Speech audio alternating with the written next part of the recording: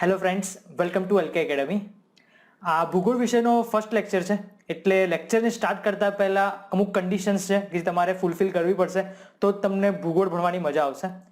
Main condition એ છે પહેલી કે ભૂગોળ એક એવો વિષય છે કે જે ગોખવાથી ક્યારેય નથી આવવાનો. ઇતિહાસ છે, કોન્સ્ટિટ્યુશન છે, એમાં ઘણું બધું યાદ રાખવાનું હોય છે, એટલે જેની યાદશક્તિ વધારે હોય એ લોકો ગોખીને થોડા વાંચી જતા હોય છે અને સ્કોર સારો એવો થઈ શકે છે. પણ ભૂગોળ એક એવો વિષય છે કે તેમાં તમારે ઇમેજિનેશન કરવું પડશે ખાસું એવું, બરાબર? કારણ કે અહીંયા ભૂગોળ એટલે શું કે પૃથ્વીના અભ્યાસની વાત કરીએ છીએ, તો આપણે અહીંયા બેસીને આખા યુનિવર્સની વાત કરીશું, સમગ્ર પૃથ્વીની વાત કરીશું, તો એ વસ્તુ તમારે બધી ઇમેજિન કરવાની રહેશે, બરાબર? એટલે ભૂગોળ વિષયને તમારે એકદમ ઊંડાણપૂર્વક ભણવો પડશે, કારણ કે એમાં ઇમેજિનેશન સાથે ભણવાનું છે. ઓકે. બીજો વસ્તુ કે આ વસ્તુ તમે ક્યારે યાદ રાખી શકશો જ્યારે તમે એને ડ્રો કરતા જશો. એટલે લેક્ચરની સાથે સાથે તમારે અહીંયા નોટ્સ પણ બનાવવી પડશે. નોટ્સમાં પણ તમારે એને લખીને નથી તૈયાર કરવાનું, તમારે એને ફિગર બનાવીને ડ્રો કરવાનું છે. એટલે કે ફિગર બનાવવાની છે, ડ્રો કરવાનું છે અને પછી એને યાદ રાખવાનું છે. તો એ વસ્તુ ખાસા લાંબા સમય સુધી તમને અહીંયા ભૂગોળમાં યાદ રહેશે. એટલે અહીંયા હું જે પણ લેક્ચર્સ બનાવીશ એ લેક્ચર્સમાં તમારા માટે અમુક ઇમેજીસ, પિક્ચર્સ પણ રાખીશું કે જેથી તમને બધો જ આઈડિયા આવી જાય, એટલે તમારે વધારે એફર્ટ આપવા ના પડે પાછળથી. ઓકે. સો આ બે કન્ડિશન્સ જો તમે માનશો તો જ ભૂગોળમાં તમને ભણવાની મજા આવશે, બરાબર? કારણ કે ભૂગોળ બધા જ સબ્જેક્ટમાં સૌથી ઇન્ટરેસ્ટિંગ સબ્જેક્ટ છે. એમાં તમને વાંચવામાં ક્યારેય કંટાળો પણ નથી આવવાનો. ઓકે. તો નાવ હવે સ્ટાર્ટ કરીએ આપણે ભૂગોળનો પહેલો લેક્ચર, જેમાં આજે ભણવાનું છે આપણે સૂર્યમંડળના ભાગરૂપ પૃથ્વી અને પૃથ્વીની ગતિ. હવે જીપીએસસીના સિલેબસ જે આપ્યો છે એ સિલેબસમાં આપણે 4 ટોપિક કવર કરવાના છે: સામાન્ય ભૂગોળ, ભૌતિક ભૂગોળ, સામાજિક ભૂગોળ અને આર્થિક ભૂગોળ. અને સામાન્ય ભૂગોળમાં પહેલો ટોપિક આ છે જે આપણે આજે કવર કરીએ. તો સ્ટાર્ટ કરીએ આજનો આપણો પહેલો લેક્ચર, જેમાં આપણે સૌથી પહેલા તો આપણે પ્રસ્તાવના જોઈશું, એટલે કે ભૂગોળ શું છે, એનો ઇતિહાસ શું હતો એ વાત કરીશું, પછી મેઇન લેક્ચર સ્ટાર્ટ થશે. ઓકે. સૌથી પહેલા તો ભૂગોળ એટલે શું? તો પૃથ્વીનું વર્ણન કરનાર વિજ્ઞાન એટલે ભૂગોળ. એકદમ સાદી ભાષામાં આપણે કહીએ તો ઇંગ્લિશમાં શું કહેવાય ભૂગોળને? તો ઇંગ્લિશમાં એને જ્યોગ્રાફી કહીએ છીએ આપણે. જીઓનો મતલબ થાય પૃથ્વી અને ગ્રાફિયાનો મતલબ થાય વર્ણન કરવું, એટલે કે લેટિન ભાષાનો શબ્દ છે આ જીઓ, એટલે કે પૃથ્વી સપાટી પરનું પદ્ધતિસર વર્ણન કરતું વિજ્ઞાન એટલે કે ભૂગોળ. આ ભૂગોળ માટે જ્યોગ્રાફી શબ્દ સૌપ્રથમ કોણે વાપર્યો હતો? તો ઈસવીસન પૂર્વેની 2જી સદીમાં ગ્રીક ભૂગોળવિદ ઇરેટોસ્થીનસે પ્રયોજ્યો હતો. તો આ ઇરેટોસ્થીનસને તમારે યાદ રાખવાનો, એને આ વર્ડ આપ્યો છે જિયોગ્રાફી. વાત કરીએ ભૂગોળના ઇતિહાસની, તો ભૂગોળના ઇતિહાસને એટલે કે શું કે જ્યારે ભૂગોળનો અભ્યાસ કરવાનો શરૂ કર્યો હતો ત્યારે બહુ બધા સ્ટાર્ટિંગમાં એક્સપેરિમેન્ટ થયા છે અને બધા ફેલ થયા છે. તો એની ઇન્ફોર્મેશન અમુક લઈએ, કે જેમ કે સૌપ્રથમ ખગોળવિદ કોણ હતો કે જેને પૃથ્વી માટે અમુક વાતો કરી હતી. તો એવું બધું આપણે પહેલા જોઈએ કે ભૂગોળના ઇતિહાસમાં શું આવે છે. તો સૌથી પહેલા આવે છે ઇરેટોસ્થીનસ, કે જેણે પૃથ્વીનો પરિઘ માપવાનો પ્રયત્ન કર્યો હતો. હવે પરિઘ કોને કહેવાય? તો ઓબ્વિયસલી તમને ખબર હોય કે સર્કલ હોય તો તેના માટે આપણે પરિઘ વર્ડ યુઝ કરીએ છીએ, જેને આપણે ઇંગ્લિશમાં સર્કમફરન્સ કહીએ છીએ. જ્યારે રેક્ટેંગલ કે સ્ક્વેર હોય તો તેના માટે આપણે પરિઘ યુઝ નથી કરતા, તેના માટે આપણે શું યુઝ કરીએ છીએ? પરિમિતિ યુઝ કરીએ છીએ. હવે પરિમિતિ એટલે શું હોય છે? લંબાઈ વત્તા પહોળાઈ વત્તા લંબાઈ વત્તા પહોળાઈ, બરાબર? એવું આપણે એને પરિમિતિ કહીએ છીએ. પરિઘ શું થાય? તો એને પરિમિતિ થઈ શું એક્ઝેક્ટલી કે તમે આ રેક્ટેંગલને એક લાઈન બનાવી દો આમ, તો એ લાઈનની લેન્થ કેટલી થશે એને આપણે પરિમિતિ કહીએ.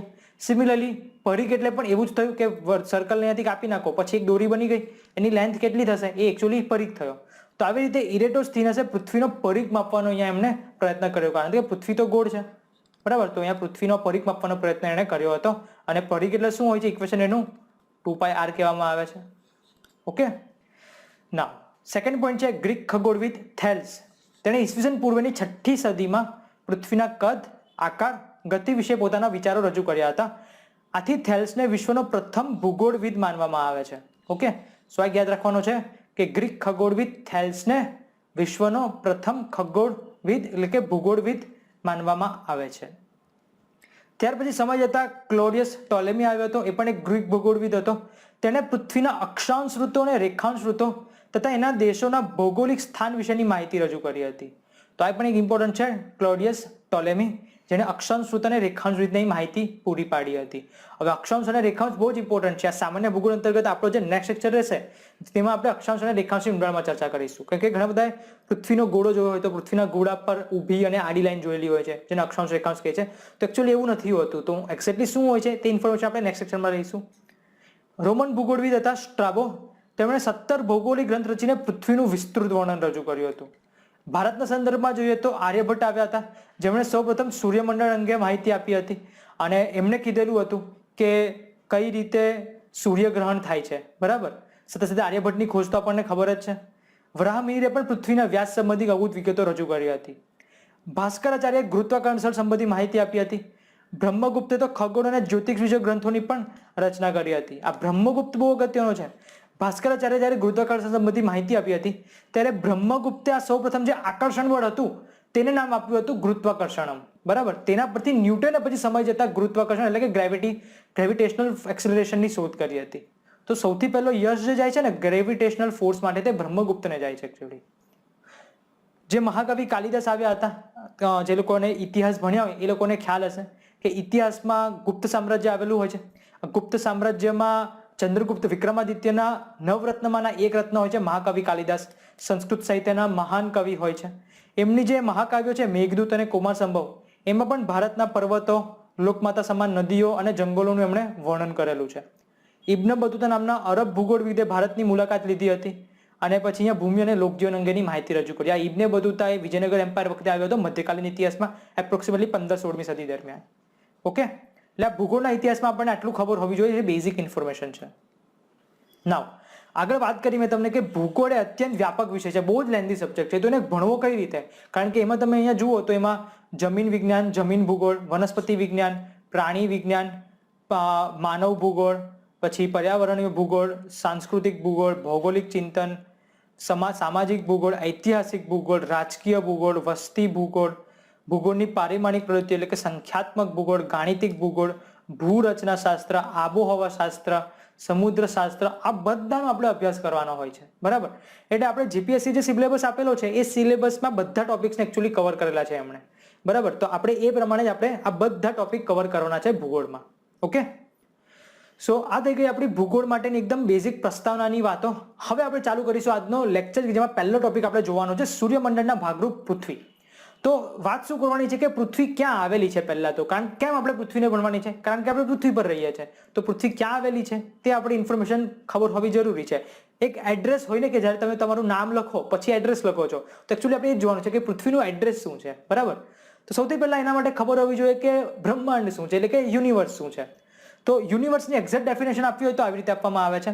તારામંડળો, જેને આપણે ગેલેક્સીસ કહીએ છીએ, તારાઓ એટલે કે સ્ટાર્સ, ગ્રહો એટલે કે આપણે પ્લેનેટ્સ કહીએ છીએ, ઉપગ્રહો જેને આપણે સેટેલાઇટ કહીએ છીએ, અવકાશીય ધૂળો, બીજા અન્ય ભૌતિક દ્રવ્યો અને ઉર્જાના સરવાળાને બ્રહ્માંડ કહે છે, બરાબર. એટલે બ્રહ્માંડ એક સૌથી મોટો ગણ છે, બરાબર. એની અંદર બધું સમાવિષ્ટ હોય છે. અહીંયા એક વર્ડ આવ્યો તારામંડળ. તો તારામંડળ શું છે તેની વાત કરીએ તો દરેક વ્યવસ્થિત ગોઠવણ ધરાવતા તારા સમૂહના આકારને તારામંડળ કહે છે. તો એક્ઝેક્ટલી યુનિવર્સ અને ગેલેક્સી એ બંને વચ્ચે મને ડિફરન્સ કરવો હોય તો હું શું કહી શકું કે બ્રહ્માંડની અંદર તારામંડળ પણ હોય છે, તારાઓ પણ હોય, ગ્રહો ઉપગ્રહ બધું જ હોય છે, અવકાશી દ્રવ્યો, ઉર્જા, બધાનો સરવાળો એટલે યુનિવર્સ થઈ જાય. પણ એ યુનિવર્સની વ્યાખ્યામાંથી જો હું તારામંડળ કાઢી દઉં, બાકી જે બચ્યું તે પણ એક તારામંડળ જ કહેવાશે, બરાબર. એટલે પર્ટિક્યુલર એક તારાઓનો સમૂહ હોય, એ તારાનો સમૂહમાં તો પછી પ્લેનેટ્સ પણ આવી શકે છે, સેટેલાઇટ્સ પણ આવી શકે છે. તો એને આપણે પછી એક ગેલેક્સી કહીશું. ઓકે, બીજી વસ્તુ, બ્રહ્માંડના અભ્યાસને બ્રહ્માંડ શાસ્ત્ર કહેવાય છે, એટલે કે કોસ્મોલોજી કહેવાય છે. આવો પણ એકાદ ક્વેશ્ચન આવી ગયો હતો. તો બ્રહ્માંડ ક્યાંથી ક્યાં સુધી વિસ્તરેલું છે, બરાબર. હોય ને કોઈ પણ વ્યક્તિનું મેઝરમેન્ટ હોય છે, કોઈ પણ બે લોકેશન વચ્ચેનું અંતર હોય છે. તો બ્રહ્માંડનું એવું તો શું છે? તો બ્રહ્માંડ સ્ટાર્ટ થાય છે કશેથી નહીં અને ખતમ થાય છે તો કશેથી નહીં, બરાબર. એનો મતલબ કે બ્રહ્માંડનો કોઈ અંત નથી, અનંત છે બ્રહ્માંડ. ડિફાઇન ના કરી શકે કે અહીંયાથી અહીંયા ચાલુ થયું અને અહીંયા ખતમ થઈ ગયું, બરાબર. ઓકે, નાવ તારામંડળની વાત કરીએ તો બ્રહ્માંડમાં આવા અબજો તારામંડળ આવેલા છે. તેમ છતાં બ્રહ્માંડનો 99.9% ભાગ તો ખાલીકમ હોય છે. ઓકે, કે જ્યાં ખાલી અવકાશી ધૂળ આપણને દેખાતી હોય છે, એ પણ ના દેખાય તો ખાલી કંઈ જ દેખાતું ના હોય, બરાબર. એકદમ વોઇડ હોય છે પ્લેસીસ. તો બ્રહ્માંડમાં જે પ્રમાણે વૈજ્ઞાનિકોએ અને ભૂગોળવિદોએ તારણ કાઢેલા છે એ પ્રમાણે 3 આકારના તારામંડળો જોવા મળે છે. એક હોય છે આ સર્પિલ આકારના તારામંડળ, બીજા હોય છે આ દીર્ઘવૃત્તાકાર તારામંડળ અને ત્રીજા હોય છે આ કોઈ પણ આકારના નહીં એટલે કે અરૂપ, એને આપણે ઇરેગ્યુલર પ્રકારની તારામંડળ કહીશું. સો યાદ રાખીશું બ્રહ્માંડમાં 3 પ્રકારના તારામંડળ આવેલા હોય છે. હવે તારામંડળોમાં તારાઓની વચ્ચે અવકાશીય ધૂળ અને વાયુઓનું બનેલું આંતરતારક દ્રવ્ય આવેલું હોય છે. એ આંતરતારક દ્રવ્યને ઇંગ્લિશમાં ઇન્ટરસ્ટેલર મેટર કહેવાય છે. આ ધૂળ વાયુઓના વાદળને નિહારિકા કહે છે. જુઓ હવે આ સર્પિલ આકારની કોઈ ગેલેક્સી છે, બરાબર. હવે આ ગેલેક્સીમાં તમને અહીંયા બધું ધૂળ બધી દેખાય છે. તો એકચ્યુઅલી અવકાશીય ધૂળ એટલે ઇન્ટરસ્ટેલર મેટર હોય છે. એને આપણે સમૂહમાં હોય ત્યારે આપણે એને નિહારિકા કહીએ છીએ. એવું માનવામાં આવે છે કે આ ઘણી બધી નિહારિકાઓ આવેલી હોય તારામંડળમાં. એ આ આંતરતારક દ્રવ્યમાંથી પછી તારાઓનું સર્જન થતું રહે છે. એટલે એક પ્રકારની ઉર્જા જ છે એકચ્યુઅલી, કે જેમાંથી પછી આ તારાઓનું સર્જન થતું રહે છે. ઓકે, તો આ ક્લિયર થયું કે ઇન્ટરસ્ટેલર મેટર કોને કહેવાય, નિહારિકા કોને કહેવાય, અને તારાઓનું સર્જન શેમાંથી થતું હોય છે. ઓકે, આપણી જે ગેલેક્સી છે એનું નામ શું છે, તો એ મંદાકિની ગેલેક્સી છે. મંદાકિની તારામંડળ છે, જે કયા આકારની છે, તો સર્પિલ આકારની છે. સો આ થઈ ગયું બેઝિક વસ્તુ કે આપણી જે ગેલેક્સી છે તે ગેલેક્સીનું નામ શું છે. એનું નામ છે મંદાકિની તારામંડળ. ઓકે, તો ઘણાને ક્વેશ્ચન થાય કે તો આકાશગંગા શું છે. તો આકાશગંગા એ આપણા તારામંડળનો એક ભાગ છે. આકાશગંગા, જેને આપણે ઇંગ્લિશમાં મિલ્કી વે કહીએ છીએ. તો જ્યારે આપણે એકદમ નિરભ્ર આકાશ, એકદમ ચોખ્ખા આકાશમાં રાતોરાત જોઈએ, અડધી રાતે એકદમ તારાઓમાં આપણને એક દુધિયા રંગનો પટ્ટો દેખાશે. દુધિયા રંગના પટ્ટાને આપણે શું કહીએ છીએ, આ રીતે જે અહીંયા દેખાય છે તમને અહીંયા, તેને આપણે મિલ્કી વે એટલે કે આકાશગંગા કહીએ છીએ, જે મંદાકિની તારામંડળનો જ એક ભાગ છે. ઓકે, હવે આપણા તારામંડળની લેન્થ કેટલી છે. ઓકે, તો આશરે 1 લાખ પ્રકાશ વર્ષ એની લેન્થ છે આપણા તારામંડળ, એટલે કે મંદાકિની તારામંડળની મિલ્કી વે ગેલેક્સી પણ કહી શકાય છે. ઓકે, એટલે કે એવું થયું કે આપણી સર્પિલ આકારની તારામંડળ છે. તો તારામંડળનો વ્યાસ એપ્રોક્સિમેટલી આ જે વ્યાસ કહીશું એ વ્યાસ 1 લાખ પ્રકાશ વર્ષ છે. તો નાવ પ્રકાશ વર્ષ એટલે શું, પ્રકાશ વર્ષ એટલે પ્રકાશે 1 વર્ષમાં કાપેલું અંતર. ઓકે, નાવ આના પર પ્રકાશે 1 વર્ષમાં કેટલું અંતર કાપ્યું એ કઈ રીતે ખબર પડે, તેના માટે એકદમ બેઝિક આપણને વસ્તુ ખબર હોવી જોઈએ કે પ્રકાશ 1 સેકન્ડમાં કેટલું અંતર કાપે છે. તો બધાને ખબર હોય છે 3 × 10⁸ મીટર જેટલું અંતર કાપે છે, બરાબર. તો આપણે શું ફાઇન્ડ કરવાનું છે કે 1 વર્ષમાં કેટલું અંતર કાપશે. તો 1 વર્ષ એટલે શું, 1 વર્ષ એટલે 365 દિવસ, 1 દિવસમાં 24 કલાક, 1 કલાકમાં 3600 સેકન્ડ. તો કેટલું અંતર, તો આ બધાનું મલ્ટિપ્લિકેશન તમે કરો ને તો તમારો આન્સર એપ્રોક્સિમેટલી આટલો આવશે, 9.46 × 10⁻15 મીટર આવશે. આપણે કિલોમીટરમાં લખીએ તો 10⁻12 કરી દઈશું. ઓકે, એટલે યાદ રાખવાનું કે એક પ્રકાશ વર્ષ એટલે શું, ઇંગ્લિશમાં એને લાઇટ યર કહેવાય છે, એક light year. Okay, so that is 9.46 × 10⁻12 kilometre. 9.46 × 10⁻12 kilometre એટલે કે એક પ્રકાશ વર્ષ. તો આપણી જે મંદાકિની ગેલેક્સી છે તેનો વ્યાસ કેટલો છે, 1 લાખ પ્રકાશ વર્ષ છે. 1 લાખ એટલે શું થાય, 1 લાખ એટલે 10⁵ કહીએ છીએ આપણે. તો આની સાથે બીજા 10⁵ એડ કરી દો તો 10⁻17 થઈ જશે. ઓકે, ઓકે, સો આ થઈ ગયું આપણું ગેલેક્સી તારામંડળની વાત. આપણો તારારૂપી સૂર્ય મંદાકિનીના કેન્દ્રથી આશરે 30,000 પ્રકાશ વર્ષ દૂર આવેલો છે. એટલે હું તમને પાછું અહીંયા ડ્રો કરીને બતાવું કે સપોઝ આપણી આ મંદાકિની ગેલેક્સી છે. આ મંદાકિની ગેલેક્સીનું આ કેન્દ્ર થયું.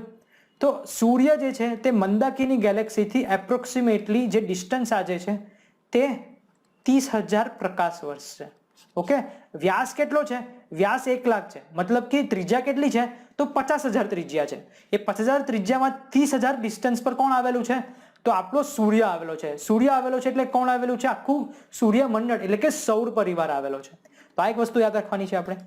આ સૂર્ય પણ આ મંદાકિની કેન્દ્રની ફરતે વર્તુળાકાર માર્ગે ગતિ કરે છે. એટલે સૂર્યમંડળ પણ સ્થિર નથી, સૂર્ય પણ કોઈકની આસપાસ પરિભ્રમણ કરે છે. તો સૂર્ય કોની આસપાસ પરિક્રમણ કરે છે, તો એ મંદાકિનીના કેન્દ્રની ફરતે વર્તુળાકાર માર્ગમાં ગતિ કરે છે. કેટલી ઝડપે ગતિ કરે છે, તો દર સેકન્ડે 250 કિલોમીટર, મતલબ કે સૂર્ય 1 સેકન્ડમાં 250 કિલોમીટર કાપે છે. ઓકે, આપણને લાગે નહીં પણ એકચ્યુઅલી હકીકત છે, 250 કિલોમીટર પર સેકન્ડની ઝડપથી ફરે છે. ઓકે, એનો મતલબ એવો થયો ને ક્યારેક ને ક્યારેક તો એ પાછો પોતાના મૂળ સ્થાને આવશે, બરાબર. તો એક ડેફિનેશન આના પરથી આપણને મળે છે કે આ વેગથી સૂર્યને મંદાકિનીની આસપાસ એક ચક્ર પૂર્ણ કરતા 22,50,00,000 વર્ષ લાગશે. આ સમયને બ્રહ્માંડ વર્ષ કહેવામાં આવે છે. તો એક નવો વર્ડ મળ્યો આપણને અહીંયા, એક યુનિવર્સલ યર. આગળ એક લાઇટ યર જોયું હતું. લાઇટ યર આપણે શું વાત કરી હતી, લાઇટ યર અંતરનો એકમ છે, ભલે એમાં પ્રકાશ આવતો છે કે વર્ષ આવતું છે, એ સમયનો એકમ નથી. લાઇટ યર અંતરનો એકમ છે. પણ યુનિવર્સલ યરમાં શું કીધું આપણે, બ્રહ્માંડ વર્ષ, અને એમાં યર છે તો એ પાછો સમયનો એકમ છે. તો આ વસ્તુ ડિફરન્સ તમારે યાદ રાખવો, એક લાઇટ યર અને એક યુનિવર્સલ યર, એક બ્રહ્માંડ વર્ષ. એક બ્રહ્માંડ વર્ષ એટલે કેટલું કીધું? 22,50,00,000 વર્ષ. અને શું કહીએ છીએ આપણે? બ્રહ્માંડ વર્ષ. તો બીજે કઈ ઇન્ફોર્મેશન યાદ રાખી લેવી? આપણી ગેલેક્સીનું નામ મંદાકિની ગેલેક્સી છે. મંદાકિની ગેલેક્સીની સૌથી નજીકની ગેલેક્સીનું નામ છે એન્ડ્રોમેડા ગેલેક્સી. અને આપણો તારો કયો છે? આપણે પૃથ્વી પર છે. પૃથ્વી સૂર્યની આસપાસ પરિક્રમણ કરે છે. ઓકે, તો સૂર્ય પછી સૌથી નજીકનો તારો કયો છે? તો એ છે પ્રોક્સિમા સેન્ટોરી, જે સૌથી નજીકનો તારો છે. ઓકે, સો આ થઈ ગયું આપણી બેઝિક ઇન્ફોર્મેશન તારામંડળ રિલેટેડ. તો આઈ હોપ તમને આટલું અહીંયા ક્લિયર થયું હોય. હવે તો હવે આપણે વાત કરીએ સોલર સિસ્ટમની, સૌર પરિવારની, એટલે કે સોલર સિસ્ટમ. બીજી ભાષામાં એને સૂર્યમંડળ તરીકે પણ આપણે ઓળખીએ છીએ. જે કેવું હોય તો તમે અહીંયા કહી શકો છો. સૌથી પહેલા તો સૌર પરિવાર કોને કહેવાય? તો કંઈ પણ ના કહી શકીએ, એક સ્ટાન્ડર્ડ હોવું જોઈએ, બરાબર? તો સ્ટાન્ડર્ડ શું છે? IAU. નાઉ IAU શું છે? તો international astronomical union. International astronomical union જે વસ્તુ કે તે પણ અહીંયા હકીકત માનવાની અત્યારે, કારણ કે તે સ્ટાન્ડર્ડ રેફરન્સ કહેવાય. તો લેટેસ્ટ આંકડા પ્રમાણે ઇન્ટરનેશનલ એસ્ટ્રોનોમિકલ યુનિયન મુજબ સૂર્ય ફરતે 8 ગ્રહો, 8 ગ્રહોની ફરતે શું હોય? ઉપગ્રહ હોય. તો 205 જેટલા ઉપગ્રહો, 45,000થી વધુ લઘુગ્રહો, 5 જેટલા વામન ગ્રહો, ધૂમકેતુઓ અને ઉલ્કાઓનો બનેલો પરિવાર એટલે સૌર પરિવાર. ઓકે, ના આ બધાને આપણે ડિટેલમાં સમજીએ. સૂર્ય તો આપણને ખબર છે, ગ્રહો પણ ખબર છે, ઉપગ્રહો પણ ખબર છે. લઘુગ્રહો શું છે આગળ જોઈશું આપણે. વામન ગ્રહો શું છે તેની હું વાત કરું તો ઇન્ટરનેશનલ એસ્ટ્રોનોમિકલ યુનિયન એણે 2005માં એક ઐતિહાસિક નિર્ણય લીધો હતો. કેમ ઐતિહાસિક નિર્ણય લીધો હતો? કારણ કે જો તમને ખ્યાલ હોય 2005 પહેલા આપણા સૌર પરિવારમાં 9 ગ્રહ હતા. એમાં જે 9મો ગ્રહ હતો એનું નામ હતું પ્લુટો. પ્લુટોને હવે ગ્રહની વ્યાખ્યામાંથી કાઢી દીધો છે અને વામન ગ્રહમાં મૂકવામાં આવ્યો છે. કેમ વામન ગ્રહમાં મૂકવામાં આવ્યો છે? તો વામન ગ્રહની વ્યાખ્યા ચેન્જ થઈ ગઈ છે. ચેન્જ શું કરીને મતલબ કે વામન ગ્રહ ક્યારે બની શકે કે જ્યારે તે ગ્રહની વ્યાખ્યામાં બંધ બેસતો ના હોય ત્યારે તેને વામન ગ્રહ કહેવામાં આવે, એટલે કે ઠીંગનો ગ્રહ. ઇંગ્લિશમાં એને ડ્વાર્ફ પ્લેનેટ કહેવામાં આવે છે. ઓકે, તો ડ્વાર્ફ પ્લેનેટ એટલે કે વામન ગ્રહ ક્યારે કોઈ પણ ગ્રહ બની શકે છે? તેમાં 3 કન્ડિશન જો કોઈ પણ ગ્રહ ફૂલફિલ ના કરે તો એ ગ્રહને ગ્રહનું બિરુદ કાઢીને એને વામન ગ્રહમાં મૂકવામાં આવે. 3 કન્ડિશનમાંની પહેલી કન્ડિશન શું છે? તો ગ્રહ બનવા માટે કન્ડિશન શું? કે તે સૂર્યની ફરતે પરિક્રમણ કરતો હોવો જોઈએ. એ સૌથી પહેલી કન્ડિશન. હવે એ પ્લુટો તો કરતો જ તો, બરાબર. બીજી કન્ડિશન શું? તેની પાસે એટલું ગ્રેવિટેશનલ એક્સેલરેશન, ગ્રેવિટેશનલ ફોર્સ હોવું જોઈએ, એટલું ગુરુત્વાકર્ષણ બળ હોવું જોઈએ કે પોતાને સ્ફિયર શેપમાં, બરાબર, ગોળા આકારમાં રાખતો હોવો જોઈએ, એટલે કે સર્ક્યુલર આવી રીતે ગોળામાં શેપમાં, સ્ફિયર શેપમાં રાખતો હોવો જોઈએ, બરાબર. અને ત્રીજી કન્ડિશન શું? કે પોતાનું નેબરહુડ, પોતાનું પાડોશી વાતાવરણ. પાડોશી વાતાવરણ એટલે કે નેબરહુડ એટમોસ્ફિયર. પોતે આવ્યા કોઈ પણ ગ્રહ હોય તો એની આસપાસ શું આવે? બધા પાડોશી છે. આ પાડોશીમાં શું આવેલું છે? તો વાતાવરણ આવેલું છે. એ વાતાવરણમાં કોઈ પણ પાડોશીઓ ના હોવા જોઈએ. મતલબ આની અંદર કોઈ મોટા ગ્રહો નહીં હોવા જોઈએ. ગ્રહો એટલે મીન્સ ખડકો ના હોવા જોઈએ. મતલબ કે પોતાનું વાતાવરણ, પાડોશી વાતાવરણ એ ચોખ્ખું રાખતો હોવો જોઈએ. જેમ કે આપણી પૃથ્વી છે, પૃથ્વીમાં તમે ઘણા કિલોમીટર ઊંચા જાઓ તો પણ તમને કોઈ લઘુગ્રહ નથી અથડાવાનો, બરાબર. તો આ 3 કન્ડિશનની ફૂલફિલમેન્ટ થાય તો જ કોઈ પણ ગ્રહ જે છે તેને ગ્રહની માન્યતા આપવામાં આવે, અથવા તો આમાંથી કોઈ પણ એકનું પણ પાલન નહીં થાય તો એને ગ્રહની ડેફિનેશનમાંથી કાઢીને વામન ગ્રહમાં મૂકવામાં આવશે. પ્લુટો સાથે આવું જ થયું. પ્લુટો સૂર્ય ફરતે પરિક્રમણ પણ કરતો હતો. ગુરુત્વાકર્ષણ એટલું હતું કે પોતાને સ્ફિયર શેપમાં રાખી શકતો હતો, પણ એનું જે વાતાવરણ છે એ વાતાવરણ એ પોતાનું ચોખ્ખું નહોતો રાખી શકતો. એના વાતાવરણમાં જ એનાથી અડધી સાઈઝના પણ લઘુગ્રહો ફર્યા કરતા હતા, બરાબર. એટલે આપણે એને ગ્રહની વ્યાખ્યામાંથી કાઢી દીધો અને વામન ગ્રહમાં મૂકી દીધો. તો આવા કુલ 5 જેટલા વામન ગ્રહ છે તે આપણે યાદ રાખવાના છે. કયા કયા? સૌથી પહેલા તો આ પ્લુટો, એરિસ, સેરસ, હોમિયા અને મક્કે. ઘણી જગ્યાએ મેક પણ કહેવાય છે, મક્કે પણ કહી શકો છો. ઓકે, તો આ 5 શું છે? તો આ 5 વામન ગ્રહો છે જેને તમારે યાદ રાખવાના. કોઈ બુક્સમાં લખેલું નહીં હોય એટલે તમને અત્યારથી કહી દઉં છું કે આ 5 વામન ગ્રહો તમારે અત્યારે નોટ ડાઉન કરી લેવા, કારણ કે તમને ચોપડીમાં નહીં જોવા મળે, બરાબર. ઓકે, તો આ બધાનો પરિવાર એટલે આપણે એને સૌર પરિવાર કહીશું.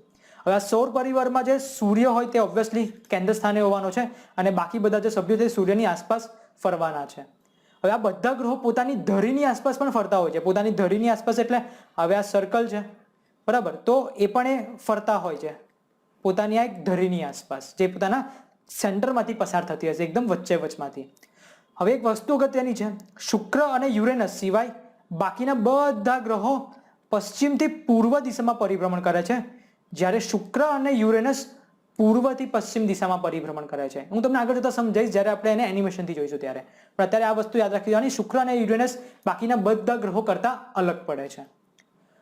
તો આઈ થિંક તમને આટલું બેઝિક ક્લિયર હોય કે સૌર પરિવાર હવે કોને કહેવાય છે. એક્ઝેક્ટ આવી ડેફિનેશન આપણે યાદ રાખવાની છે. સ્કૂલને બધામાં ભણી ગયા કે સૂર્ય ગ્રહો, ઉપગ્રહો, ઉલ્કાઓ, એ બધું નહીં, આપણે એક્ઝેક્ટ ડેટા યાદ રાખવાનો છે કે એક્ઝેક્ટ કહેવાય છે શું બધાને, બરાબર.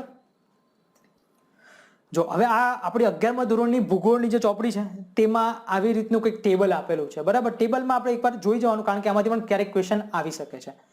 ઓકે, સૌથી ઇમ્પોર્ટન્ટ વસ્તુ આપણે શું યાદ રાખવાની છે આ હું તમને કેમ બતાવું છું. સૌથી પહેલા તો આપણને આ ક્રમ યાદ રાખવાનો છે કે સૂર્યની ફરતે જે બધા ગ્રહો છે તે કયા ક્રમમાં ગોઠવાયેલા છે. તો સૌથી પહેલા વાત કરીએ તો સૌથી પહેલા બુધ આવશે, એટલે કે આપણે ઇંગ્લિશમાં એને મર્ક્યુરી કહીએ છીએ. બુધ પછી શુક્ર આવશે, શુક્ર પછી પૃથ્વી, પૃથ્વી પછી મંગળ, મંગળ પછી ગુરુ, પછી શનિ, યુરેનસ અને નેપચ્યુન. તો આ ક્રમ તમારે યાદ રાખવાનો છે. કદાચ પૂછાઈ શકે, પણ હવે એકદમ બેઝિક ક્વેશ્ચન એટલે આવા ક્વેશ્ચન તો ના જ આવે, પણ આમાં કંઈક અલગ રીતે પૂછાઈ શકે છે. આપણે અહીંયા શું વાત કરી કે બધા ગ્રહો મળીને કુલ 205 એમના ઉપગ્રહો છે, બરાબર. તો ક્રમમાં એવું પૂછાઈ શકે કે નીચે આપેલા ગ્રહોને તેમાં રહેલા ઉપગ્રહોને આધારે ચડતા ક્રમમાં ગોઠવો કે ઉતરતા ક્રમમાં ગોઠવો, બરાબર. એટલે ભલે આપણને ના ખબર હોય કેટલા ભાઈ આના ઉપગ્રહ છે, કયા કયા ઉપગ્રહ, પણ એટલીસ્ટ આપણને ક્રમ ખબર હોવી જરૂરી છે. તો એકવાર જોઈ લઈએ, ઈઝી છે યાદ રાખવું કે કયા કયા ગ્રહોને કેટલા ઉપગ્રહો છે. સૌથી પહેલા આપણે જોઈએ બુધ અને શુક્ર જે પૃથ્વીની પહેલા આવેલા છે, એ બંને ગ્રહોને એક પણ ઉપગ્રહ નથી. પૃથ્વીને છે એક ઉપગ્રહ, મંગળને છે 2 ઉપગ્રહ. એ 2 ઉપગ્રહના નામ યાદ રાખવાના આપણે કયા કયા. એ 2 ઉપગ્રહના નામ છે ફોબોસ અને ડીમોસ, બરાબર. ઘણી વાર એક્ઝામમાં પૂછાઈ ચૂક્યા છે, કારણ કે 2 છે એટલે આપણે યાદ રાખવા છે, પછી બીજા કંઈ યાદ રાખવાની જરૂર નથી. ફોબોસ અને ડીમોસ, તો આ 2 ઉપગ્રહ છે મંગળના. પછી ગુરુના જો આવે છે ચોપડીઓમાં 67 લખેલું છે, પણ નવા લેટેસ્ટ આંકડા પ્રમાણે અહીંયા 67 નથી, અહીંયા છે 79. તો આ તમારે અહીંયા કરેક્ટ કરી લેવું તમારી ચોપડીઓમાં પણ. શનિ આવે, શનિને 62 નથી, શનિને 82 છે, જે હાઈએસ્ટ છે. ગુરુ કરતા પણ વધારે શનિના ઉપગ્રહો છે અત્યાર સુધી જાણકારી મળી છે તે પ્રમાણે. એટલે જો હાલ ક્વેશ્ચન પૂછાય કે કયા ગ્રહને સૌથી વધારે ઉપગ્રહ છે, તો તેમાં આન્સર આવે શનિ. શનિને 82 જેટલા ઉપગ્રહ છે. પછી યુરેનસને 27 ઉપગ્રહ છે અને નેપચ્યુનને 14 ઉપગ્રહ છે. તો તમે 1 + 2 + 79 + 82 + 27 + 14 આ કરશો તો તમારો આંકડો હવે 205 આવી જશે. તો આ ક્રમમાં તમારે યાદ રાખવાના. સૌથી વધારે કોને છે તો જ્યુપિટરને છે, પછી સેટર્નને છે, પછી યુરેનસને છે અને પછી નેપચ્યુનને છે. તો JSUN એ તમારે યાદ રાખવાનું. JSUN પછી તો ઇઝી જ છે. પછી કોણ આવે તો માર્સ આવે અને પછી પૃથ્વી આવે. તો જે સન મી, બરાબર, એવું તમે યાદ રાખી શકો છો ઉપગ્રહોના આધારે, મેક્સિમમ ટુ મિનિમમ ઉપગ્રહોમાં. ઓકે ઓકે નાવ હવે અહીંયા બીજું શું આપેલું છે સૂર્યથી સરેરાશ અંતર, તે કોઈ યાદ રાખવાની આપણે જરૂર નથી. પરિક્રમણ સમય પણ કોઈ યાદ રાખવાની જરૂર નથી. ખાલી આપણે અહીંયા જોઈ લેવાનું કે સૌથી હાઈએસ્ટ પરિક્રમણ સમય શું છે. નાવ પરિક્રમણ અને પરિભ્રમણ એ શું છે એની ડિટેલ્ડ ઇન્ફોર્મેશન હું તમને પછી કહીશ. જનરલી બધાને અત્યારે જે ખબર છે એ તમે અત્યારે યાદ રાખો. એ પરિક્રમણ એટલે સૂર્યની ફરતે પર ભ્રમણ કરે તે, અને ધરીભ્રમણ એટલે કોઈ પણ ગ્રહ પોતાની ધરી પર ભ્રમણ કરે તે. હવે વાત કરીએ આપણે સૂર્ય વિશે વધારે. સૌર પરિવારના કુલ દળના આશરે 99.85% જેટલું દળ તો સૂર્યમાં જ સમાયેલું છે. બાકીના પરિવારના સભ્યોનું દળ માત્ર 0.15% જેટલું છે. એટલે તમે સમજી શકો છો કે સૂર્યનું જ માસ, સૂર્યનું જ વેઇટેજ વધારે છે. એટલે સૂર્યમાં કંઈ પણ થોડી પણ હલચલ થાય તો એની ખાસી એવી ઇફેક્ટ આવી શકે છે, બરાબર. એક અંદાજ પ્રમાણે સૂર્યના કેન્દ્ર ભાગમાં આશરે 1,50,00,000 ડિગ્રી સેલ્સિયસ જેટલું ટેમ્પરેચર હોઈ શકે છે, જ્યારે સપાટી પરનું તાપમાન 6,000 ડિગ્રી સેલ્સિયસ જેટલું હોય છે. કેમ હોય છે? કારણ કે સૂર્યમાં એક પ્રક્રિયા થતી હોય છે જેનું નામ છે નાભિકીય પ્રતિક્રિયા, ન્યુક્લિયર રિએક્શન થતું હોય છે. સ્પેશિયલી આપણે એને સંલયન કહીએ છીએ. એટલેમાં શું થાય છે કે સૂર્યના 4 હાઇડ્રોજન પરમાણુનું સંલયન થાય છે. એમાંથી પછી હિલિયમ અને ગરમી અને પ્રચંડ ઉર્જાનું ઉત્પન્ન થતું હોય છે. એટલી ગરમી ઉત્પન્ન થાય છે તેના માટે પણ આંકડો છે 12,000 અબજ ટન કોલસા બળવાથી જેટલી ગરમી પેદા થાય તેટલી ગરમી સૂર્યમાંથી દર સેકન્ડે ઉદ્ભવતી હોય છે. સૂર્ય પણ પોતાની ધરી પર ફરતો હોય છે, પૂર્વથી પશ્ચિમ દિશામાં ફરે છે. એ કમ્પ્લીટ કરતા એને 25 દિવસ 5 કલાક લાગે છે.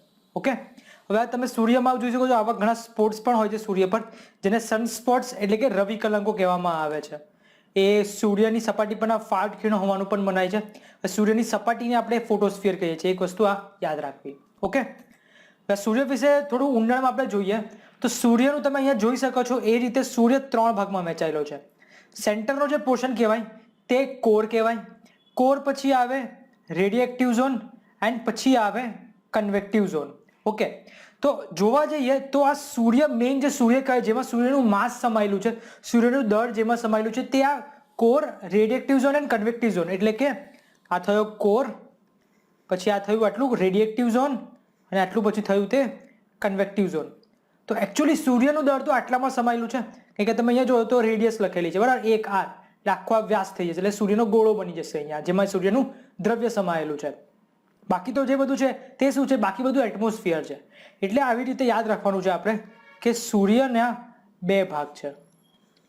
એક આવે સોલર ઇન્ટિરિયર અને બીજું આવે સોલર એટમોસ્ફિયર. સોલર ઇન્ટિરિયરમાં શું આવે તો કોર, રેડિએટિવ ઝોન અને કન્વેક્ટિવ ઝોન. જ્યારે સોલર એટમોસ્ફિયરમાં શું આવે, કન્વેક્ટિવ ઉપર સૌથી પહેલા સૂર્યની સપાટી આપણે જેને કીધી રીતે ફોટોસ્ફિયર, ફોટોસ્ફિયરની ઉપર ક્રોમોસ્ફિયર અને ક્રોમોસ્ફિયરની ઉપર કોરોના. ઓકે, તો 3 વસ્તુ સોલર ઇન્ટિરિયરમાં અને 3 જે બાબત છે તે સોલર એટમોસ્ફિયરમાં. તો આ વસ્તુ તમારે યાદ રાખવાની સૂર્ય માટે. હવે કોરોના વિશેની હું તમને વાત કરું તો કોરોના શું છે, તો સૂર્યગ્રહણ વખતે જનરલી દેખાય છે. જો તમે સૂર્યગ્રહણ જોયું હોય તો જ્યારે સૂર્ય સંપૂર્ણ ઢંકાઈ જાય તો સૂર્યની ફરતે આપણને એક રિંગ જોવા મળતી છે. તે શું છે, તે કોરોના છે એકચ્યુઅલી. ઓકે, એટલે આ સૂર્ય વિશે આપણે એટલું યાદ રાખવાનું, કોર, રેડિએટિવ ઝોન અને કન્વેક્ટિવ ઝોન જે બનીને સોલર ઇન્ટિરિયર બને છે, જ્યારે ફોટોસ્ફિયર, ક્રોમોસ્ફિયર અને કોરોના બનીને આખો બને છે સોલર એટમોસ્ફિયર. ઓકે, હવે હું તમને માની લઉં છું કે તમને હવે અહીંયા બધું ક્લિયર છે કે ક્રમ શું છે, સૂર્ય પછી જતા કયા કયા ગ્રહો આવે એવું તો તમને ખબર હશે. તો હવે આપણે ક્લાસિફિકેશન જોવાનું છે. ગ્રહોનું ક્લાસિફિકેશન કઈ રીતે કરવામાં આવે છે? 2 રીતે થાય છે. એક તો કઈ રીતે ગોઠવાયેલા છે, અરેન્જમેન્ટ કઈ રીતે લેલી છે ગ્રહોની, એના આધારે ગ્રહોને આપણે 2 ભાગમાં વર્ગીકૃત કરી શકીશું. એક આંતરગ્રહો અને બીજા બાહ્ય ગ્રહો. એટલે પૃથ્વી અને સૂર્યની વચ્ચે આવેલા બુધ અને શુક્રને આંતરગ્રહો કહીશું. એને જેમને એક પણ ઉપગ્રહ નથી હોતા, જે તમે પેલા લિસ્ટમાં પણ જોઈ શકો છો. ઓકે, જ્યારે સૂર્યથી દૂર અને પૃથ્વી પછી આવેલા જે બધા ગ્રહો છે એટલે કે મંગળથી નેપચ્યુન સુધી એ બધા બહિર્ગ્રહો તરીકે ઓળખાય છે. ઓકે, તો આ થઈ ગયું એક ક્લાસિફિકેશન.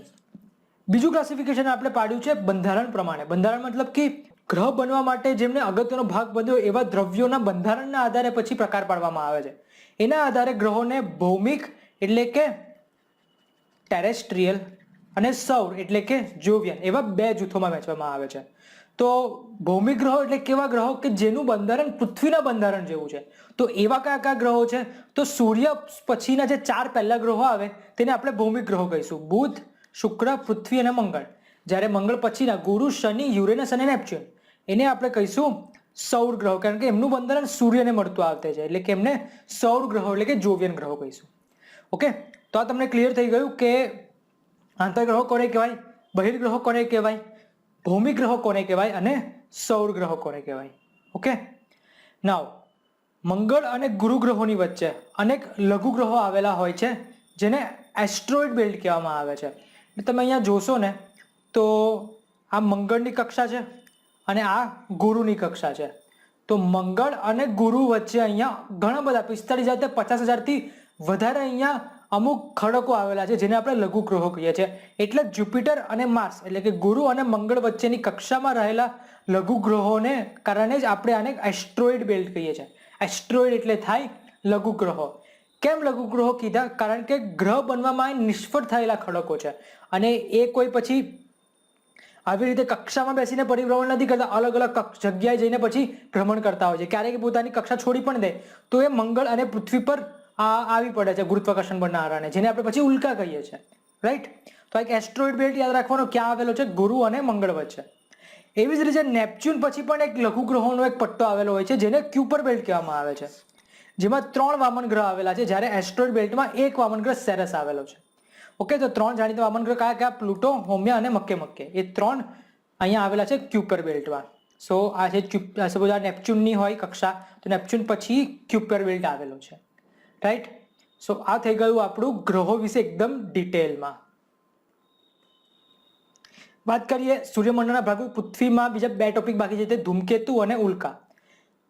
ઉલ્કા વિશે મેં તમને આગળ વાત કરી. ઉલ્કા શું છે? તો એ જે લઘુગ્રહો જે ફરતા છે, એ લઘુગ્રહ ક્યારેક પોતાની કક્ષા છોડી દે અને પછી નજીકના ગ્રહોના ગુરુત્વાકર્ષણના કારણે એમના વાતાવરણમાં પ્રવેશી જાય. એ વાતાવરણમાં પ્રવેશે છે એટલે શું જાય? વાતાવરણમાં પ્રવેશે એટલે જેમ જેમ એ વાતાવરણમાં નીચે આવતું જાય તેમ તેમ ગુરુત્વાકર્ષણના કારણે એક પ્રતિક્રિયા ઉત્પન્ન થાય, જેને કારણે એ જે ઉલ્કા હોય છે, મતલબ કે એ જે ખડકો હોય છે લઘુગ્રહ સળગી ઉઠે છે, બરાબર. એને આપણે ઉલ્કા કહીએ છીએ, એટલે કે ખડતો તારો પણ કહીએ છીએ આપણે. ઓકે, એ પૃથ્વીથી આશરે 50 થી 80 કિલોમીટર દૂર રહે છે ત્યારે વાતાવરણ સાથેના સંઘર્ષથી સળગી ઉઠે છે.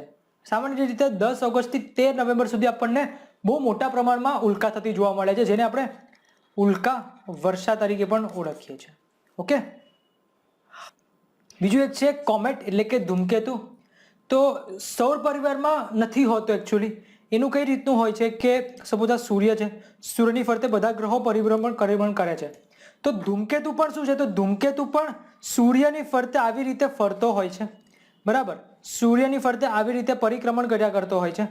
હવે જ્યારે સૂર્યની નજીક આવી જાય ત્યારે તેની અંદરના જે દ્રવ્યો હોય વાયુમય થઈ જાય, કારણ કે ગરમીના કારણે પીગળવા લાગે.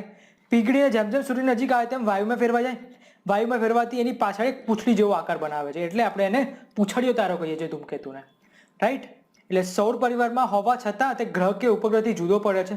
લાંબી વાયુમય પૂંછડી ધરાવે છે, જેથી કેટલાક તેને પૂંછડીયો તારો પણ કહે છે, પણ એ ખરેખર કોઈ તારો નથી. ઓકે, તે પોતાની કક્ષામાં ફરતો ફરતો જ્યારે સૂર્યની નજીક આવે ત્યારે તેના માથામાં રહેલા વાયુ દ્રવ્યો તપે છે અને પાછળ લાંબી પ્રકાશિત વાયુમય પૂંછડીનું રૂપ ધારણ કરે છે. પછી જેમ જેમ સૂર્યની દૂર થતો જાય તેમ તેમ આ પૂંછડી ટૂંકી થતી જાય અને છેલ્લે પછી દૂર પહોંચે જ્યારે અદૃશ્ય થઈ જાય છે, રાઈટ. તો આવું ઉદાહરણ 2 યાદ રાખવાના. એક તો હેલીનો ધૂમકેતુ જે દર 76 વર્ષે દેખાય છે, છેલ્લે 1986માં દેખાયો હતો. એવી રીતે બીજો છે હેલીબોબ ધૂમકેતુ જે છેલ્લે 1997માં દેખાયો હતો અને હવે 2520 વર્ષ એકચ્યુઅલી એનો ટાઈમ પીરિયડ છે, 2520 પછી દેખાશે હવે, રાઈટ. તો આ થઈ ગયું ધૂમકેતુ અને ઉલ્કા. અને આ થઈ ગયો આપણો ટોપિક સૂર્યમંડળના ભાગરૂપ પૃથ્વી, કે જે અંતર્ગત આપણે એકદમ બેઝિક ડિટેલ જોઈ, જે ભૂગોળને સ્ટાર્ટ કરવા માટે બહુ જ જરૂરી છે. ક્યાં પૃથ્વી આવેલી છે, લાઇટ યર શું છે, યુનિવર્સલ યર શું છે, સૌર પરિવાર શું છે, વામન ગ્રહ શું છે, વામન ગ્રહ કેટલા છે, નામ કયા કયા છે, ધૂમકેતુ શું છે, ઉલ્કા શું છે, ગ્રહો રિલેટેડ બાબતો, સૂર્ય રિલેટેડ બાબતો, તો બધી બાબતો આપણે અહીંયા ઊંડાણમાં ચર્ચા કરી. હવે આપણે વાત કરવાની છે આપણો બીજો અગત્યનો ટોપિક, એ છે પૃથ્વીની ગતિ. હવે પૃથ્વીની ગતિ એટલે શું? તો જનરલી બધાને ખબર છે, ધરીભ્રમણ અને પરિક્રમણમાં કંઈ રહસ્ય જેવું હોય છે નહીં, બરાબર. પણ પૃથ્વીની ગતિ એને ડિટેલમાં સમજતા પહેલા આપણને ખબર હોવી જોઈએ પૃથ્વીની ધરી શું છે અને પૃથ્વીનો નમન કોણ શું છે. ઓકે, હવે આ પૃથ્વી છે, ખબર છે આપણને બધાને, પૃથ્વી ગોળાકાર છે એપ્રોક્સિમેટલી, બરાબર. હવે પૃથ્વીના આ જે ઉપરનો પોઈન્ટ કહીએ સૌથી ઉપરનો, તેને આપણે ઉત્તર ધ્રુવ કહીએ છીએ. આગળ ડિટેલમાં જોઈશું આપણે કેમ ઉત્તર ધ્રુવ કહીએ છીએ. નીચેનો જે ભાગ હોય તેને આપણે અહીંયા દક્ષિણ ધ્રુવ કહીએ છીએ.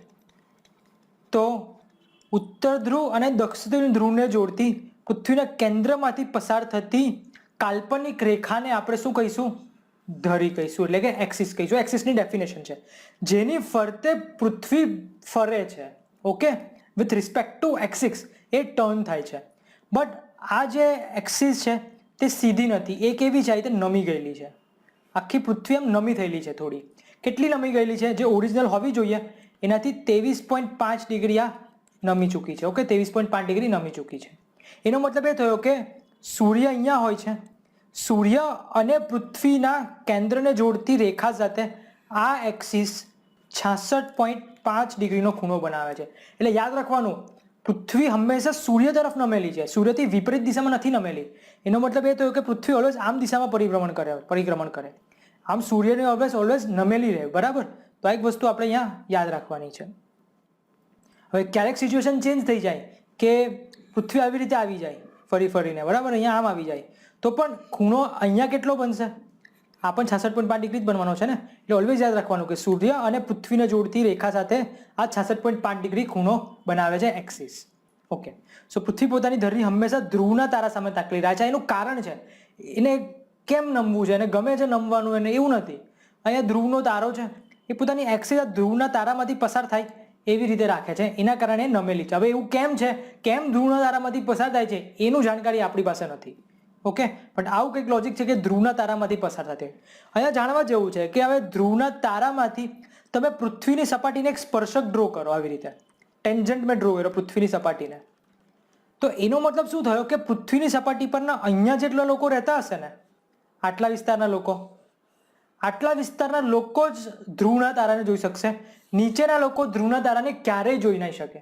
ક્લિયર? તો આ વસ્તુ ખબર પડવી જોઈએ અહીંયા, કારણ કે આગળ જ મેં તમને કીધું ઇમેજિનેશન કરવું પડશે તમારે અહીંયા બરાબર. ઓકે, સો હવે આપણે ચાલુ કરીએ પૃથ્વીની ગતિ. બે ગતિ છે, પરિભ્રમણ એટલે કે આપણે એને રોટેશન કહીએ છીએ, ધરીભ્રમણ પણ કહેવામાં આવે છે, અને બીજું પરિક્રમણ એટલે કે રિવોલ્યુશન.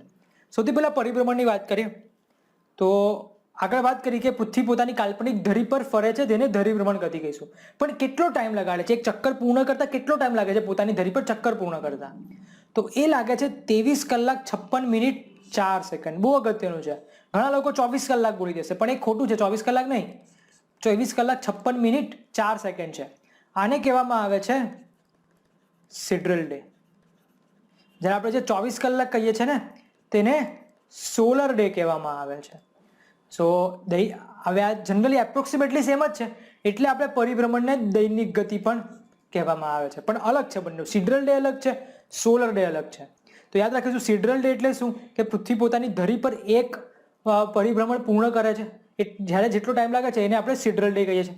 સોલર ડે શું હોય છે? 24 કલાકનો હોય છે. એ વસ્તુ અલગ છે, એ વસ્તુ તમને આગળ જતા કહીશ. ઓકે, તો આ વસ્તુ યાદ રાખવાની, દૈનિક ગતિ એ જ પરિભ્રમણની ગતિ છે. સૌથી ઇમ્પોર્ટન્ટ વસ્તુ એ છે કે કઈ દિશામાં ફરે છે. પૂર્વથી પશ્ચિમ, પશ્ચિમથી ઉત્તર, ડાબેથી જમણે, જમણેથી ડાબું, કઈ દિશામાં? હવે તમે એમને ના કહી શકો. સપોઝ તમે વિચારો, તમે મારી બાજુ જુઓ અહીંયા, તો આ પેન છે મારી પાસે અત્યારે, બરાબર.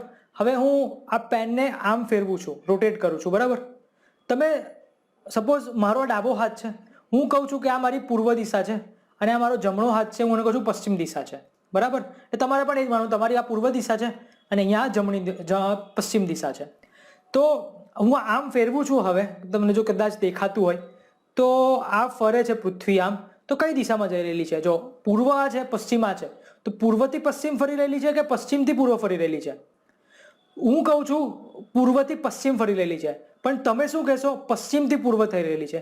કારણ કે હું મારી દિશામાં જોઈને હું બોલું છું. કારણ કે મને જે પેનનો ભાગ દેખાય છે ત્યાંથી તો મને પૂર્વથી પશ્ચિમ દેખાશે, પણ તમને જે ભાગ દેખાય છે સામે બાજુ, કેમ કે તમે અહીંયા બેઠા છો, મારા હાથ અત્યારે જ્યાં છે ત્યાં તમે બેઠા છો અહીંયા, તો તમને શું દેખાય છે? પશ્ચિમથી પૂર્વ દેખાય છે. તો સાચું શું માનું, પૂર્વથી પશ્ચિમ કે પશ્ચિમથી પૂર્વ? બરાબર. તો એ સમજીએ આપણે હવે અહીંયા. જુઓ તો હવે અહીંયા ધ્યાનથી તમને અહીંયા જુઓ, તમને ખબર પડશે. અહીંયા પૃથ્વી જુઓ અહીંયાથી આમ ડિરેક્શનમાં ફરી રહેલી છે, બરાબર.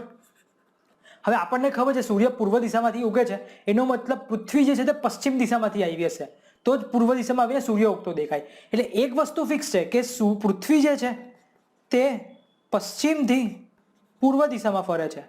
પણ આગળ મેં તમને કીધું પશ્ચિમથી પૂર્વ ઘણું બધું થઈ શકે છે ને. હું ભલે આમ કહેતો પૂર્વથી પશ્ચિમ, પણ એકચ્યુઅલી એ પશ્ચિમથી પૂર્વ આવે એવું પણ હું કહી શકું છું, મને કોઈ પ્રોબ્લેમ નથી. એક્ઝેક્ટલી ક્યારે ખબર પડે કે જ્યારે હું એને ઉપરથી જોઉં, બરાબર. તમે અહીંયા જુઓ, પૃથ્વી આમથી આમ ફરે છે પશ્ચિમથી પૂર્વ. ઉપરથી જ્યારે તમે જુઓ, ઉત્તર ધ્રુવ પરથી જુઓ, તો આ કઈ ડિરેક્શનમાં ફરે છે? ઘડિયાળના કાંટાની દિશામાં કે ઘડિયાળના કાંટાની વિરુદ્ધ દિશામાં? તો અહીંયા પૃથ્વી ક્લિયરલી દેખાય છે કે ઘડિયાળના કાંટાની વિરુદ્ધ દિશામાં ફરે છે. ક્યારે? કે જ્યારે તમે એને ઉત્તર ધ્રુવમાંથી જોવો છો. પણ જો દક્ષિણ ધ્રુવમાંથી જશો તો એ ઘડિયાળના કાંટાની દિશામાં દેખાશે. ઓકે, તો આટલું તમને જો ક્લિયર હોય તો તમને અહીંયા ખબર પડી જશે કે પૃથ્વી કઈ દિશામાં ફરે છે. તેના માટે હવે આપણે કહી શકીએ, એવું ક્યારેય ના કહેવાય કે પૃથ્વી પૂર્વથી પશ્ચિમ કે પશ્ચિમથી પૂર્વ ફરે છે. આપણી પાસે અહીંયા રેફરન્સ હોવો જોઈએ. તો એક્ઝેક્ટલી આપણે કહેવું હોય કે પૃથ્વી કઈ દિશામાં ફરે છે, તો આપણે આવું બોલવું પડે. પૃથ્વી પોતાની ધરી પર પશ્ચિમથી પૂર્વ દિશામાં ઉત્તર ધ્રુવને અનુલક્ષીને ઘડિયાળના કાંટાની વિરુદ્ધ દિશામાં પરિભ્રમણ કરે છે, જે હમણાં મેં તમને સમજાવ્યું. બીજી ભાષામાં કહેવું હોય તો પૃથ્વી પોતાની ધરી પર પશ્ચિમથી પૂર્વ દિશામાં દક્ષિણ ધ્રુવને અનુલક્ષીને ઘડિયાળના કાંટાની દિશામાં પરિભ્રમણ કરે છે. તો બંને ડેફિનેશન સાચી છે તમારી, રાઈટ. ઉત્તરની ધ્રુવની જગ્યાએ તમારે દક્ષિણ ધ્રુવ લખી દો, ઘડિયાળના કાંટાની વિરુદ્ધ દિશાની જગ્યાએ ઘડિયાળના કાંટાની દિશા લખી દો તો પણ સાચું છે. સો આઈ હોપ તમને અહીંયા ક્લિયર થયું હોય. ના ક્લિયર થયું હોય તો તમે 2-3 વાર હજુ જોઈ શકો છો. ઇમેજિનેશન તમારે અહીંયા કરવું પડશે. ઓકે. હવે આ પરિભ્રમણની ઝડપ છે 1670 કિલોમીટર પર આર વિષુવવૃત્ત પર ધ્રુવ તરફ જતા ઘટતી જાય છે. હવે તમે જ વિચારો અહીંયા કે પૃથ્વી ફરે છે આવી રીતે, બરાબર. વચ્ચે એક્સિસ છે, એક્સિસથી આ ફરે છે પૃથ્વી, બરાબર. તો વચ્ચેવાળાની સ્પીડ જુઓ, વચ્ચેવાળાની સ્પીડ વધારે હોય કમ્પેર ટુ અહીંયા. તમે ધ્યાનથી જોશો તો આ ઉપરના જે ભાગ હોય તે ઓછી સ્પીડે જતા લાગશે, જ્યારે વચ્ચેના જે ભાગ હોય તે વધારે સ્પીડે જતા લાગે. કેમ? કારણ કે અહીંયાના જે બિંદુઓ જે છે બધા, તે બધા બિંદુઓનું એક્સિસથી ડિસ્ટન્સ વધારે છે. એક્સિસથી જેટલું ડિસ્ટન્સ વધારે એમ સ્પીડ વધારે. એક્સિસથી જેમ જેમ ડિસ્ટન્સ ઓછું થતું જાય તેમ તેમ સ્પીડ ઓછી થઈ જાય અને ધ્રુવ પર તો 0 જ થઈ જાય. તમે જ વિચારો, ગતિ 2 પ્રકારની હોય. એક હોય છે રેખીય ગતિ હોય, એક રેખીય વેગ હોય, બીજો કોણીય વેગ હોય. રેખીય વેગ એટલે લિનિયર કહીએ, કોણીય એટલે રોટેશન વાળું કહેવાય. અહીંયા તો પૃથ્વી રોટેશન મોશન કરે છે, પણ આપણે અહીંયા વાત કરી કિલોમીટર પર આર એટલે કે રેખીય વેગની વાત કરી. કોણીય વેગ જનરલી રેડિયન પર સેકન્ડમાં મપાય છે અને રેખીય વેગ કિલોમીટર પર આર છે, મીટર પર સેકન્ડ છે, એમાં મપાય છે, બરાબર. અહીંયા વાત કરી છે રેખીય ગતિની. રેખીય ગતિની હોઈ જાય એટલે શું સમજવાનું આપણે કે આ ડિસ્ટન્સના અનુસંધાનમાં કીધું છે. અહીંયા આ પોઈન્ટ માટે આ સ્પીડ આ ડિસ્ટન્સના અનુસંધાનમાં. સો આ છે વેગ અને કોણીય વેગ અને રેખીય વેગ વચ્ચેનું સંબંધ, જેમાં આર શું છે? આર એ ડિસ્ટન્સ છે આ. એટલે તમે આ ઇક્વેશનથી જુઓ, આર જેમ વધારે તેમ ઓબ્વિયસલી વી કેવો થશે? વધારે. કારણ કે ઓમેગા શું છે? ઓમેગા કોણીય વેગ. ઓમેગા તો કોન્સ્ટન્ટ હોય. હવે આ 30 ડિગ્રી પર સેકન્ડની સ્પીડે ફરતું હોય, 30 ડિગ્રી પર સેકન્ડ, તો 1 સેકન્ડમાં 30 ડિગ્રી ફરે છે, એ તો કોન્સ્ટન્ટ જ છે. પણ રેખીય વેગ બદલાતો જાય કારણ કે એ આધાર રાખે છે આ ડિસ્ટન્સ પર. ક્લિયર? એટલે અહીંયા લખ્યું કે પરિભ્રમણની ઝડપ વિષુવવૃત્ત પર 1670 કિલોમીટર પર આવર જેટલી છે અને બંને ધ્રુવ તરફ જતા ઘટતી જાય. ધ્રુવ પર તો 0 જ થઈ જાય કારણ કે ધ્રુવ પર તો આર 0 થઈ જતો હોય, રાઈટ. તો આ થઈ ગયું આપણું પરિભ્રમણ વિશે ડિટેલમાં. તો આ ફરી પાછું તમે આને ધ્યાનથી જોઈ શકો છો. હવે વાત કરીએ બીજી ગતિ, પરિક્રમણ એટલે કે રેવોલ્યુશન. સો રેવોલ્યુશન ખબર છે, પૃથ્વી સૂર્યની આસપાસ ફરે છે તેને પરિક્રમણ કે પ્રદક્ષિણા ગતિ કહે છે. કેટલો ટાઈમ લાગતો હશે એક પરિક્રમણ કરતા, એક ચક્કર પૂર્ણ કરતા સૂર્યની ફરતે? 365.25 દિવસ. યાદ રાખવાનું, 365 નથી લાગતા, 365.25 દિવસ લાગે છે. અને કેટલી ઝડપે ફરે છે? 1760 કિલોમીટર પર કલાકની ઝડપે પ્રદક્ષિણા ગતે છે. અને આપણે એને શું લીધું છે? વર્ષ લઈએ છીએ એટલે એને વાર્ષિક ગતિ કહેવાય છે. ઓકે, તો યાદ રાખવાનું છે વાર્ષિક ગતિ કોને કહેવાય અને દૈનિક ગતિ કોને કહેવાય. પૃથ્વી સૂર્યની ફરતે કાલ્પનિક પણ એક નિશ્ચિત માર્ગમાં ફરે છે. આ માર્ગને કક્ષા કહેવામાં આવે છે, ઓર્બિટ્સ કહેવામાં આવે. ઓર્બિટ એટલે શું? કે પૃથ્વી સૂર્યની ફરતે એક પર્ટિક્યુલર નિશ્ચિત માર્ગમાં ફરે છે. એ માર્ગ નિશ્ચિત છે પણ એવો કઈ રસ્તો નથી બનાવેલો કે અહીંયા ફરવાનું છે. એક કાલ્પનિક છે અને એ ફરે છે ત્યાં. તો એને આપણે કહીએ છીએ કક્ષા. પણ એ વર્તુળાકાર નથી, અંડાકાર છે. એટલે પૃથ્વી અને સૂર્ય વચ્ચેનું અંતર વર્ષભર સરખું રહેતું નથી. ઓકે, એને તમે એક્ઝામ્પલથી જુઓ. અહીંયા જો આ ફરે છે. હવે એક ઇમ્પોર્ટન્ટ વસ્તુ આપણે અહીંયા યાદ રાખવાની છે. સૂર્ય અને પૃથ્વી, આ પૃથ્વી રીતે પ્રદક્ષિણા કરે છે, બરાબર. હવે આ વાત કરીએ, આ કક્ષા જે છે તે કક્ષા વર્તુળાકાર નથી પણ અંડાકાર છે. સાથે સાથે બીજી એક વસ્તુ યાદ રાખવી, સૂર્ય જે છે તે સેન્ટરમાં નથી, એ થોડી એસેન્ટ્રિસિટી છે. સમજો કે આ સેન્ટર છે તો થોડું સેન્ટ્રિસિટી આ ડિસ્ટન્સ છે, એ એસેન્ટ્રિસિટી કહેવાય એને. અહીંયા તમે જુઓ, અહીંયા ધ્યાનથી તમને અહીંયા દેખાશે. સપોઝ આ સેન્ટર છે અને સૂર્ય અહીંયા આવેલો છે, બરાબર. એટલે થયું એવું કે પૃથ્વી સપોઝ અહીંયા આવે તો આ વખતે પૃથ્વી અને સૂર્ય વચ્ચેનું અંતર ઓછું હોય અને પૃથ્વી સપોઝ અહીંયા હોય તો સૂર્ય અને પૃથ્વી વચ્ચેનું અંતર મેક્સિમમ હોય. ક્લિયર? એટલે આ અગત્યની વસ્તુ યાદ રાખવાની. ભલે અહીંયા પૃથ્વી સૂર્યની ફરતે ફરે છે વર્તુળાકાર કક્ષામાં નહીં, અંડાકાર કક્ષામાં, પણ સૂર્ય જે છે તે સેન્ટરમાં નથી, સૂર્ય થોડો ખસી ગયેલો છે. ઓકે, એટલે આના પરથી એવું થાય કે જે મિનિમમ ડિસ્ટન્સ છે તે 14.75 કરોડ કિલોમીટર છે અને જે મેક્સિમમ ડિસ્ટન્સ છે તે 15.25 કરોડ કિલોમીટર છે. એનો મતલબ બીજો એક અગત્યની વસ્તુ યાદ રાખવી કે જે દિવસે પૃથ્વી સૂર્યની સૌથી નજીક આવે એ 3 જાન્યુઆરી આવે છે અને એને પેરીહેલિયન તરીકે ઓળખવામાં આવે છે. જ્યારે પૃથ્વી અને સૂર્ય વચ્ચેનું અંતર મેક્સિમમ હોય એ જનરલી 4 જુલાઈએ આવે છે અને એને એફિલિયન તરીકે ઓળખવામાં આવે છે, જે મેક્સિમમ ડિસ્ટન્સ આપણને ડિનોટ કરે છે. ઓકે, સો યાદ રાખીશું આ પોઈન્ટને આપણે પેરીહેલિયન પોઈન્ટ કહીશું. પેરીજી પોઈન્ટ કહેવાય છે આને ઇંગ્લિશમાં. જ્યારે આ જે પોઈન્ટ છે અહીંયા, આ પોઈન્ટને આપણે અહીંયા કહીએ છીએ એપોજી. ઠીક છે? એટલે કે એફિલિયન ઘટના. આ બે ઘટનાનું નામ છે, પેરીહેલિયન અને એફિલિયન, એ બે ઘટના છે. પેરીહેલિયન શું છે? તો એવો દિવસ કે જે દિવસે પૃથ્વી અને સૂર્ય વચ્ચેનું અંતર ઓછું હોય. એફિલિયન એટલે એવી ઘટના કે જે દિવસે સૂર્ય અને પૃથ્વી વચ્ચેનું અંતર મેક્સિમમ હોય. ઓકે, સો આ વસ્તુ તમારે યાદ રાખવી. જોઈ લઈએ એને લખાણમાં પાછું. પૃથ્વી અને સૂર્ય વચ્ચેનું સૌથી ઓછું અંતર 14.75 કરોડ કિલોમીટર 3 જાન્યુઆરીએ હોય છે, જ્યારે સૌથી વધુ અંતર 15.25 કરોડ કિલોમીટર 4 જુલાઈએ હોય છે. ઓન એન એવરેજ કરો 14.75 વત્તા 15.25 ભાગ્યા 2 એવરેજ કરો તો ઓન એન એવરેજ કેટલું ડિસ્ટન્સ થયું? 15 કરોડ કિલોમીટર. તો પૃથ્વી અને સૂર્ય વચ્ચેનું સરેરાશ અંતર 15 કરોડ કિલોમીટર છે, અને આ 15 કરોડ કિલોમીટરને શું કહીએ છીએ આપણે? એક એસ્ટ્રોનોમિકલ યુનિટ. શું કહીશું એને? એક એસ્ટ્રોનોમિકલ યુનિટ. એ કેટલું છે? તો 15 કરોડ કિલોમીટર. 15 કરોડ કિલોમીટરને આપણે સાયન્ટિફિક લેંગ્વેજમાં 1.5 ઇન્ટુ 10⁸ કિલોમીટર તરીકે લખવામાં આવે છે. રાઈટ? સો તમારે કોમેન્ટ બોક્સમાં પાછું લખી દેવાનું એકવાર કે એક લાઇટ યર એટલે શું, એક યુનિવર્સલ યર એટલે શું, અને એક એસ્ટ્રોનોમિકલ યુનિટ એટલે શું. ઓકે, સો તમને ક્લિયર થયું હવે અહીંયા કે પરિભ્રમણ શું છે ને પરિક્રમણ શું છે? ખાલી ફરે છે એવું બધું નથી જોવાનું, આવી રીતે ડિટેલ પણ આપણે અહીંયા જોવાની રહેશે. એકવાર ફરી પાછું તમે આનું રિવિઝન કરી જાઓ. પેરિજી કોને કહેવાય, એપોજી કોને કહેવાય, પેરીહેલિયન અને એફિલિયન શું છે. તો આ થઈ ગઈ આપણી પૃથ્વીની ગતિ. હવે અહીંયા તમે જુઓ તો ત્રીજી પ્રકારની ગતિ છે અહીંયા એકચ્યુઅલી, જે સિલેબસમાં નથી ભણાવવામાં આવતી, પણ તમારા ઇન્ફોર્મેશન માટે હું તમને અહીંયા આપું છું. આ ત્રીજી જે ગતિ છે તેને વોબલિંગ કહેવામાં આવે છે. શું કહેવામાં આવે છે? વોબલિંગ. એટલે થાય છે એવું, તમે અહીંયા ધ્યાનથી જુઓ. હમણાં સ્ટેડી થાય એટલે જુઓ, એકદમ 0 થાય ત્યારે હું તમને કહું અહીંયા કે પૃથ્વીએ, જો આ ધીમું થઈ ગયું હવે અહીંયા. ઓકે, હવે હું બતાવું તમને, સમજાવું કે પૃથ્વી અહીંયા ફરવાનું ચાલુ કર્યું. સમજો, પૃથ્વી અહીંયા ફરવાનું હવે ચાલુ કર્યું. ઓકે, હવે જેમ જેમ પૃથ્વી ફરતી જાય છે ને હવે મેક્સિમાઇઝ કરેલું બતાવે છે, કઈ રીતે વોબલિંગ થતી જાય છે. એનો મતલબ કેવો થયો? વોબલિંગ એટલે અહીંયા શું થયું કે પૃથ્વી ઉપર નીચે હાલક ડોલક કરે છે. અહીંયા એને વોબલિંગ કહેવામાં આવે. એ કઈ એક્ઝેક્ટલી સીધી એમ, અહીંયા મારી તરફ તમે જોઈને અહીંયા કઈ જોઈ શકો છો કે આ પેન્સિલ છે, આ પેન્સિલ અહીંયા આમ ફરે છે, બરાબર? આ સિમ્પલી એમ રોટેટ થાય છે, પણ અહીંયા શું થાય છે? અહીંયા આમ થાય છે. ફરે તો છે પણ સાથે સાથે હાલક ડોલક કરે છે. હાલક ડોલક થવાના કારણે શું થાય છે? ઉપર આવી રીતે એની શું કહેવાય કે આ લોસાઇસ બની જાય છે, લોકસ બની જાય છે એના ઉપર, આવી રીતે ગોળ ચકરડા ઉપર એના ઉપર પાથ બની જાય કે આવી રીતે ફરે છે, પછી પાછી સ્થિર થઈ જતી હોય છે અને પછી પાછી ફર્યા કરતી હોય છે. એટલે એનું કહેવાય કે વોબલિંગ કહેવામાં આવે છે. ત્રીજી પ્રકારની ગતિ છે જે જનરલી આપણે સિલેબસમાં નથી ભણવાની હોતી. ઓકે, એ બધા જે ભૂગોળવિદ હોય તે બધાનો અભ્યાસ કરતા હોય છે. આપણા માટે ઇનફ છે 2 ગતિ.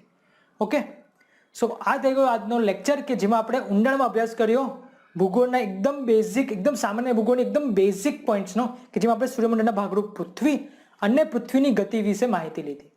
નેક્સ્ટ લેક્ચરમાં જ્યારે મળીશું ત્યારે આપણે બહુ જ ઇન્ટરેસ્ટિંગ અને બહુ જ અગત્યનો ટોપિક, 1-2 ક્વેશ્ચન કોઈ પણ એક્ઝામ આમાંથી આવતા હોય છે એવા ટોપિકની આપણે ચર્ચા કરવાની છે, જે છે અક્ષાંશ અને રેખાંશ. સો મળીએ હવે નેક્સ્ટ લેક્ચરમાં. Thank you.